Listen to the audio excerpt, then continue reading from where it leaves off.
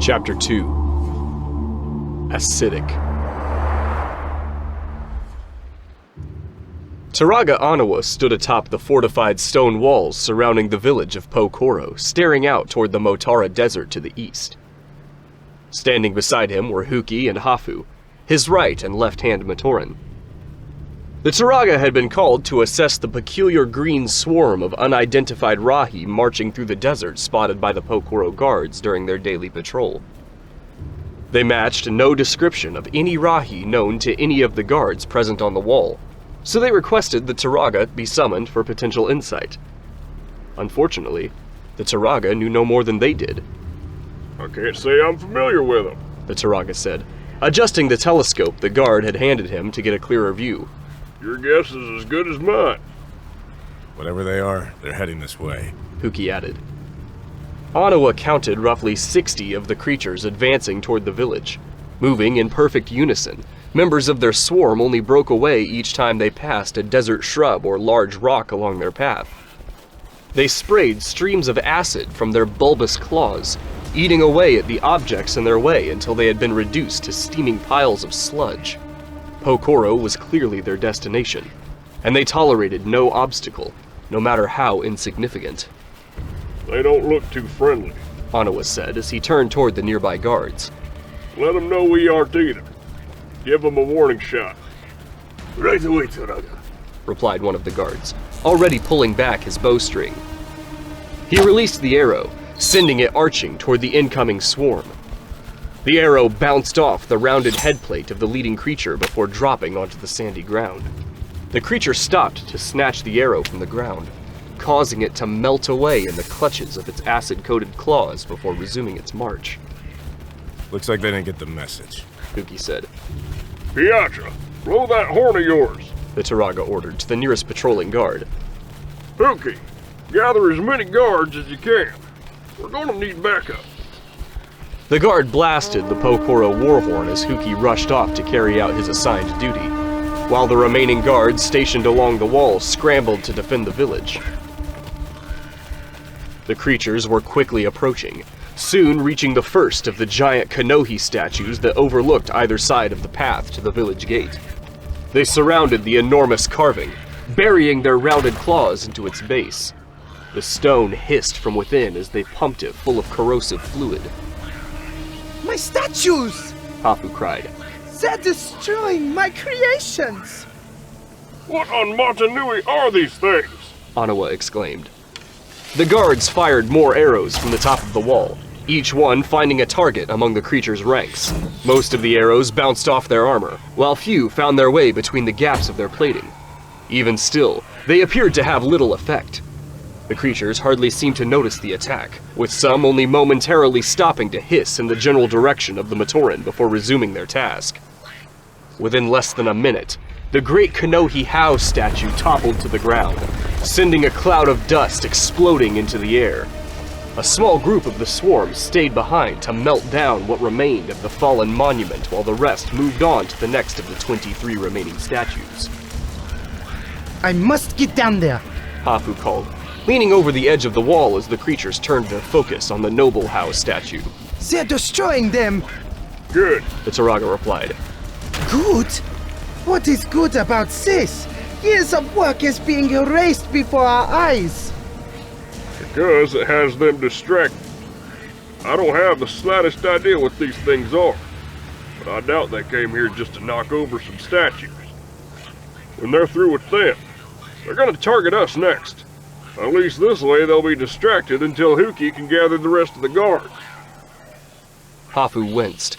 He knew the Turaga was right, but that didn't change the fact that some of his most impressive imprints on the island were being erased. Hafu took great pride in all of his artwork, often to extreme lengths. And although this was the root cause of his exponentially inflated ego, none could doubt his remarkable skill with a chisel. Despite his recent involvement at the Battle of Kininui, Hafu was never known for his prowess in battle, impressive strength, or unwavering bravery. Those were traits that Hewkii was known for. The only thing he could offer that surprised all others was his ability to create beauty across the island, which he believed to defy all that Makuta stood for. Every Matoran on the island had a duty to fill, and that was his. Without his artwork, he felt he had no mark on the world. Within the following minute, the village gate opened, expelling a sizable party of Pohatu guards, many of which rode on the backs of armored Dikapi. Led by Hewkii, they charged toward the invading creatures just as they finished toppling the second statue. Hewkii rode beside the cluster of creatures, removing one's head with a swing of his battle axe. Its headless body staggered and spun before dropping to the ground. Only the ones nearest to their fallen ally bothered to break away from their task. The other guards followed, each choosing a target of their own, though their success was limited. The few creatures that chose to fight did so with extreme ferocity, quickly driving the guards back from the rest of the swarm. They thrust their claws forward, producing streams of steaming acid toward the Matoran, only barely failing to reach their feet. Get back! Called one of the guards, pulling the reins of his Dikapi further away from the hissing ground. You can already see what it's doing to the stone! More arrows were fired, but failed to pierce the creature's armor. Hewkii rode a wide circle around the swarm, catching the attention of as many as he could to allow the other guards to close in. This proved difficult, as a great majority of the creatures simply ignored him. The swarm parted to make way for the third Kanohi statue to fall before turning their focus on the fourth. The guards took advantage of the shift in their task to eliminate two more with mounted strikes, which ultimately collected the attention of a few others. Focus on the ones that are already fighting back. Hewkii ordered. We'll deal with the rest later. A stream of acid sprayed directly into the path of Hewkii's Dikapi, splashing onto the foot of the flightless bird. With a mix of fear and pain, the Rahi screeched, bucking Hewkii off of its back before sprinting away from the battle. Hewkii's breath was stolen as his back slammed against the ground. After sparing a second to recover, he rolled to his feet, scooping up his battle axe along the way. Leaping over the sizzling puddle of acid, he advanced on the nearest creature. Dodging another spray of acid, he swung his axe, cleaving off its bowed leg. The creature thrashed defiantly as it toppled to the ground, while Hewkii carried the momentum of the swing down onto the side of its head. Hewkii tore the axe blade from the creature's skull, scanning his surroundings. He found 3 more of the alien beasts closing in on him. He looked out to find the other guards already struggling to fight their own battles. Though more guards had emerged from the gate to join the fight, they were still too far away, forcing their captain to stand his ground alone. He executed a wide horizontal sweep of his battle axe, creating as much distance as he could from his enemies. The first of the creatures swiped its claws toward him, and although he narrowly deflected the strike, his balance was compromised. The second snapped its head forward, ramming into Hewkii's side and knocking him off his feet entirely. He hastily raised the flat of his axe blade to block an incoming stream of acid from the third creature. An eruption of putrid steam hissed against the iron blade as it was eaten away. Hewkii quickly discarded what briefly remained of the weapon as he desperately searched for another plan. Hewkii needs help down there. Hafu cried. They're going to kill him. Come on, where is he?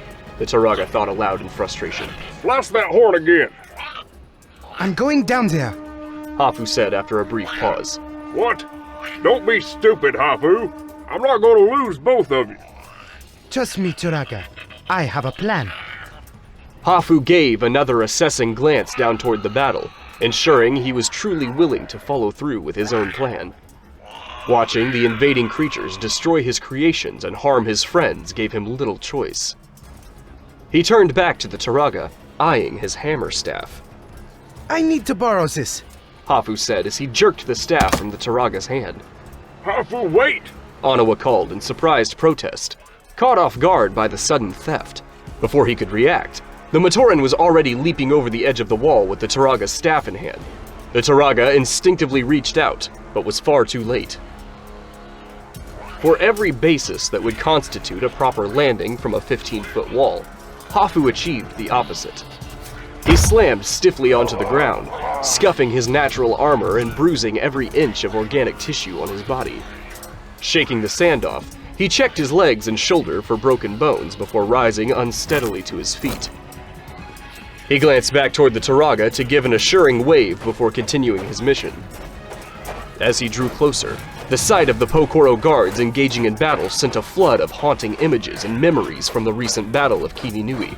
Despite lacking any significant combat experience, he insisted in partaking in that battle. Whether for the sake of the island's liberation or his own pride and public image was unclear. Although the battle was ultimately won thanks to the Toa, he hadn't been the same in the days since. He had yet to achieve a proper night's sleep since then, and would often flinch at any sound that even vaguely resembled a Rahi's roar. Even brighter shades of green now made him feel uneasy at times. He kept all of these troubles to himself, however, as he could never allow himself to appear weak compared to his more battle-hardened friends. And now, those friends needed his help. He shook the images from his mind and continued his charge. He set his sights on one of the statues nearest to Hewkii, the Great Rao. He had spent well over a year perfecting the rounded shape of the carving, just as he did for each of the other 23 statues. Countless hours of hard work, full of study, trial and error, and meticulous attention to detail was what made these pieces of art so immaculate. He recalled his utter obsession with each one. He knew these statues better than anyone ever could, which meant he knew exactly where their weak points were. Hewkii kicked a broken chunk of stone toward the assailants, causing it to smash against the nearest creature's headplate. He backed away, creating more distance as 3 more creatures joined the others, slowly closing in on him. Before he could think of his next move, he heard a series of thunderous crashes echoing from behind the nearest statue. As he took another step back, he could see Hafu standing behind it, hammering into the stone until substantial cracks split the base. Hafu then wedged the hammer into the base, prying into the crack until the 10-ton statue toppled forward, squashing all 6 of the creatures that pursued his friend. Hafu! What are you doing? Saving you. He turned to find more of the green beasts turning their focus toward him, quickly rushing to avenge their fallen as they were alerted by the crash. He raised the hammer staff in defense. I wouldn't mind if you returned the favor. Hewkii sprinted to Hafu's defense, body slamming the nearest creature. As it stumbled to the ground, he instantly realized how little he had thought his plan through, now finding himself cornered. He dodged a strike from one's head before turning back to Hafu. Toss me the staff! Hewkii called, reaching out with an open hand. Before Hafu could carry out the request, one of the creatures sprayed a stream of acid that coated Hewkii's extended arm. He cried out in pain, retracting his arm and dropping to his knees as the acid hissed against his mechanical plating. Cradling the burning limb, he watched as he prepared to see his entire hand melt away into a puddle just as the axe had done. Only it never did. Although the pain was considerable, his hand remained intact.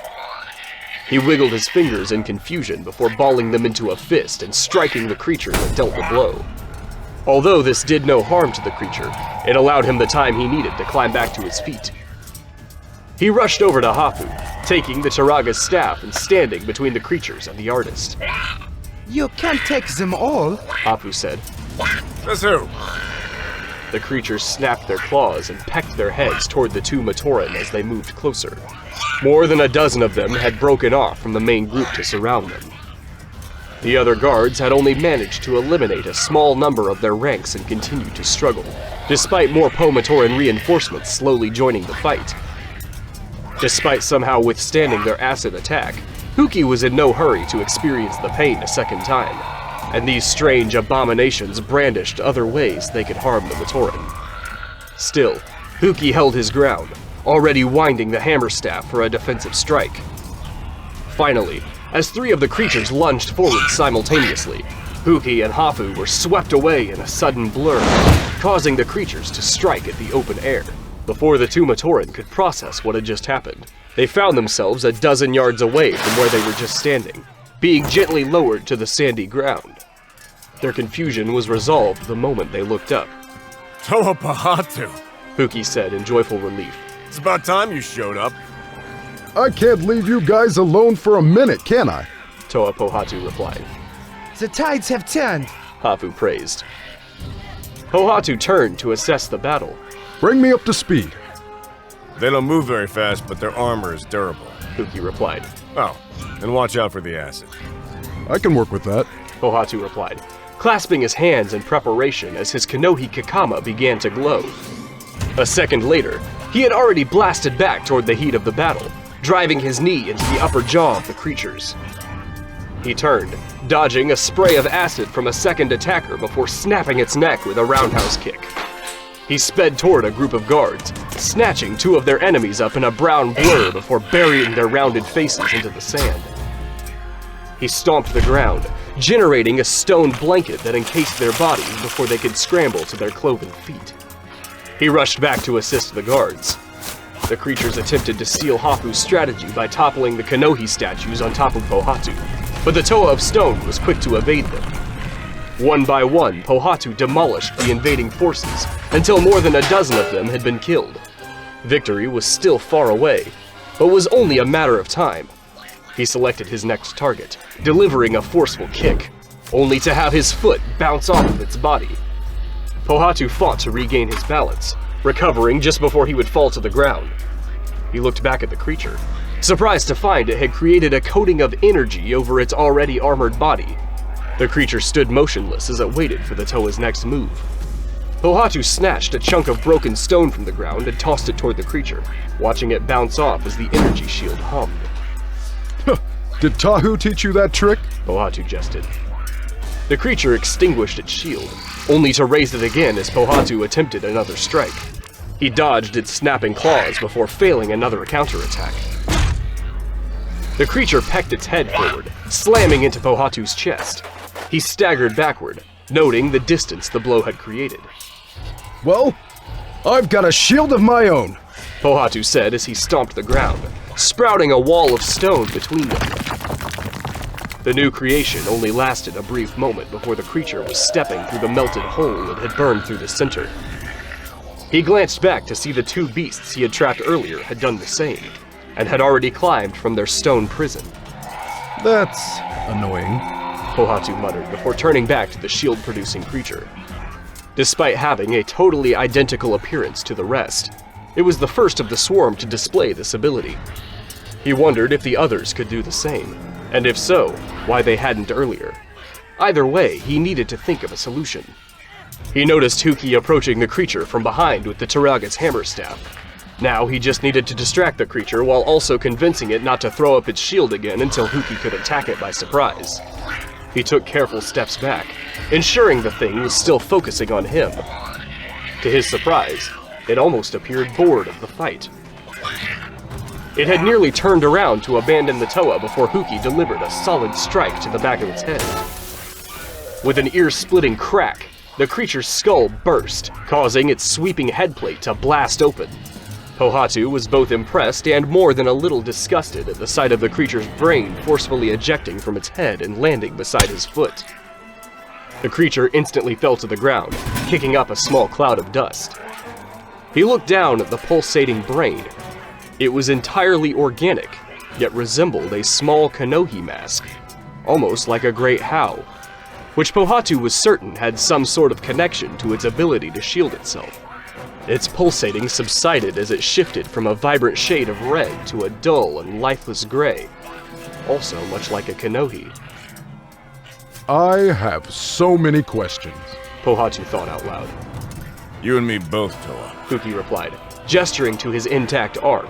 Let's make sure we have time to ask them later. Pohatu resumed the fight, making a small dent in their numbers. He was caught off guard by another falling statue, quickly dodging it with less than a second to spare. Quickly recovering, he turned to see an unexpected but entirely welcome sight standing beside him.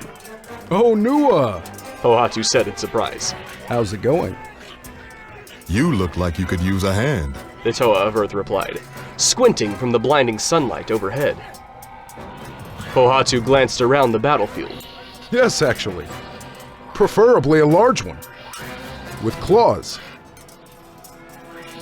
With their combined efforts, along with the aid of the Matoran guards, Pohatu and Onua smashed, kicked, clawed, buried, and tore their way through the invading swarm of Bohrok. The battle raged for far longer than either of them expected, but they emerged victorious at the end. A mess of emerald carcasses were left strewn across the path to the village gate, along with nearly half of the once impressive Kanohi statues completely demolished. It was a heartbreaking sight, especially for poor Hafu. But they found solace not only in the fact that the village was left unbreached, but that they hadn't lost a single guard. So, what brings you up north? Pohatu asked. I was hoping to arrive before they did. Onua replied. Wait, you knew these things were coming? Hewkii questioned. How? I'm afraid they've already attacked Onokoro, though they were different from the ones here. Turaga Onewa wanted me to gather the team. Does he have any idea what these things are? Turaga Onewa asked as he approached the gathering, retrieving his staff from Hewkii. Yes, and they were very alarmed by their emergence. He requested that we all meet him in Takoro to discuss it further. So what are these things? He called them Bohrok, but he said that his knowledge was limited. He plans to learn more before the meeting. Yeah, that sure sounds like him. Onewa said. I certainly hope so. I'd like to know more about their weird Kanohi brains, or why Hewkii seems to be immune to their acid. Hewkii held up his arm, which was still slightly tender from the attack. I'd say mostly immune. And I'd like to know how to get rid of him. Hopefully he starts with that. As do I. Onua said before turning to Pohatu. We better hurry up. Lewa is already planning to meet us once he ensures Likoro is safe. I'll be passing through Gakoro along the way, so long as you don't mind making a trip to the drifts. Pohatu smiled and gave a slow nod of approval. He's due for a visit. Thank you. We'll speak again in Takoro. With that, Onua jogged toward the southeast, quaking the ground with every lumbering step before boring into the sand, tunneling into the earth until he disappeared from their sight. Pohatu glanced toward the snowy mountains in the far southern distance. Getting to them would only take a few minutes, but navigating through them would be the hard part. Still, he was itching to start another adventure.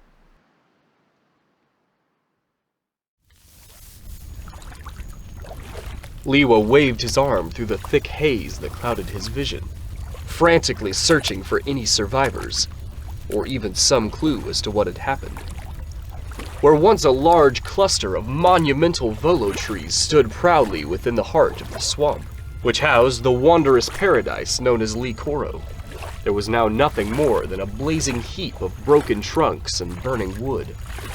The only traces of the treetop civilization that had yet to be burned beyond recognition were now submerged within the shallow swamp below. He had used his power to absorb the oxygen that fed the fire, though that only extinguished the immediate area.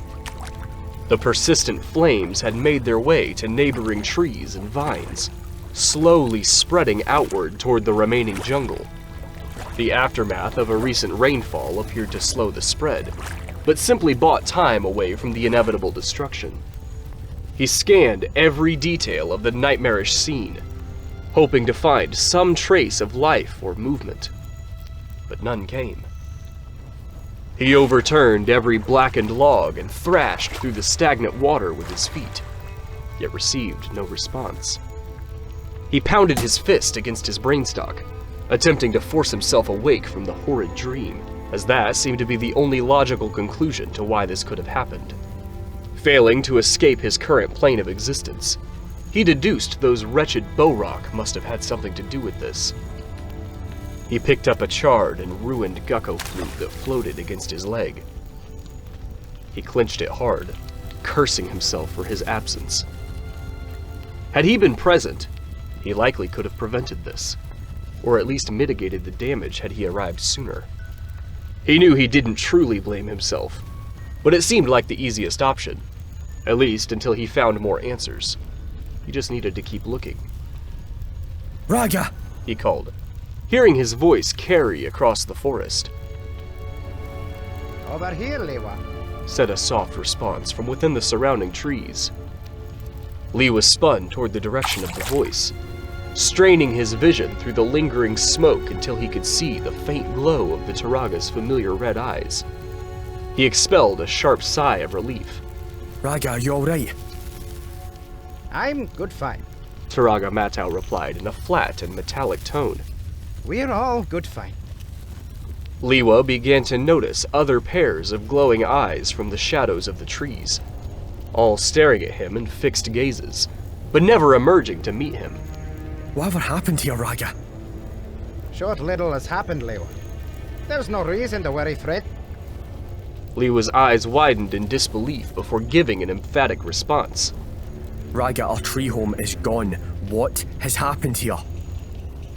Other lodge dwellings await. The Turaga replied, still failing to show an inkling of emotion in his words.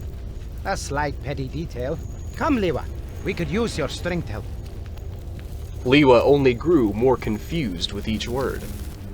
The Turaga made little sense, and was certainly not acting like himself. It was deeply unsettling. He reached back slowly, retrieving his axe from his back as he inquired further. Help with what, Raga? The Turaga finally stepped out from the obscurity of the trees, coming face to face with the Toa. His lime-shaded noble Kanohi Mahiki was absent, replaced by a strange organic mask that tightly constricted the mechanical features of his face, leaving only small gaps among its pulsating blue surface to allow his eyes to shine through. That cleanse. Lewa was too disturbed to form a verbal response, raising his axe as the Turaga trudged forward. He noticed the hundreds of pairs of glowing eyes hiding in the trees began to shuffle. The Turaga was quickly joined by the other inhabitants of the former Lee Koro, all wearing the same kind of organic blue masks in place of their kanohi. With his axe ready, he turned several times to find they were approaching from all directions. Clean it all, whispered one of the slowly approaching Matoran. It must be cleaned, said another. He didn't know what was happening, but he knew he couldn't let them reach him. He raised his axe for a brief moment before deciding against using it. No matter what had happened to the Lee Matoran, he wouldn't dare harm them. He needed to escape. He activated his mask, preparing to escape. Just as his feet left the water, one of the Matoran released his hold on a swinging vine and clung to Lewa's back. As the Toa of Air wrenched him off, more joined in. Soon, dozens upon dozens of Lee Matoran had begun to pile up around his legs and arms. At first, he managed to shake them free, until what must have been nearly the entire Lee Matoran population rushed towards him. He sank down into the knee-deep marsh, struggling to keep his head above the water. He looked up to see the Turaga calmly approaching. Hush still. He said, reaching for Lewa's mask. Let us show you.